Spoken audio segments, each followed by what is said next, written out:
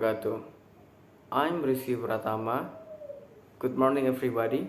I'm a student in Pancasakti University Bekasi, 5 semester English study program. Today I would like to tell to you about the grammar translation method, techniques and activities. What is the grammar translation method? The grammar translation method is an old method that was originally used to teach that language, which explains why it focuses mainly on the written form at the expense of the oral forms. It was designed according to the faculty psychology approach, which was very popular during the 18th and 19th centuries. History. Traditionally, studying a language was grounded on the principle of Greek and Latin grammar. During the Renaissance era, Greek and Roman literature were held in high regard, and Latin was taught as a language mainly for reading and writing. Mastering Latin grammar rules became an educational goal. The invention of printing machine and the development of local language around Europe increased the need for second or foreign language learning.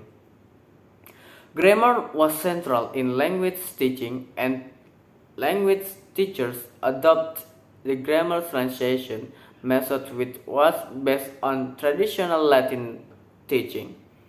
The underlying principle of the method was that the target grammar should be described in the student's native language. The grammar translation method theory. The GTM or grammar translation method is based on an idealist philosophy which holds that ideas are absolute and unchanging. According to this doctrine, ideas make up fundamental reality and are even seen as being the only true reality. In other words, the only real things are mental entities, not physical ones. Likewise, truth and values are universal and unchanging. Next, this universal view of learning is the reason why the method insists on translating text that reflects perennial truths. Latin and Greek were held in high esteem, and those who could read the Greek and Latin texts were respected and given high social status. Next, in addition, the method views language learning as consisting of memorizing a set of grammar rules and trying to understand and manipulate the morphology and syntax of the target language. Another feature of the method is that the mother tongue is maintained as the reference system in the acquisition of the second language. It is the vessel of language teaching. How is the grammar translation method implemented in the classroom? The first, using of mother tongue to teach the target language. 2. Grammar is taught deductively. 3. Memorizing vocabulary items that are taught in the form of word lists.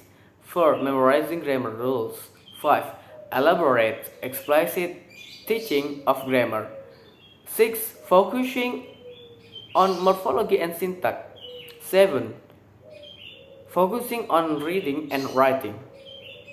8. reading of difficult texts early in the course. 9. The practice focuses on an exercise in which students translate sentence or text from their mother tongue to the target language and vice versa.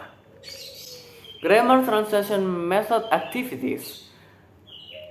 The first, ask your student to memorize a rule and apply it to their own sentence. Next, invite students to memorize a short list of words each day in English and give their native language equivalent. Next, ask your student to pick 5 vocabulary words they like from a text and then translate them into their mother tongue. Ask the student to translate different language functions. Example, inviting, making requests, offering help, asking for clarification, etc. from their mother tongue to English. Ask students to identify a certain part of speech, example, verbs, noun, adjective, etc. from a text. Invite them to translate these words and then use a dictionary to find synonyms and antonyms. Assign different parts of a text to different groups of students to translate. When they finish, regroup them to produce the final version of the whole text, making the necessary change. Next, ask students to translate their favorite quotes, jokes, idiom, or poem from their mother tongue to English or vice versa.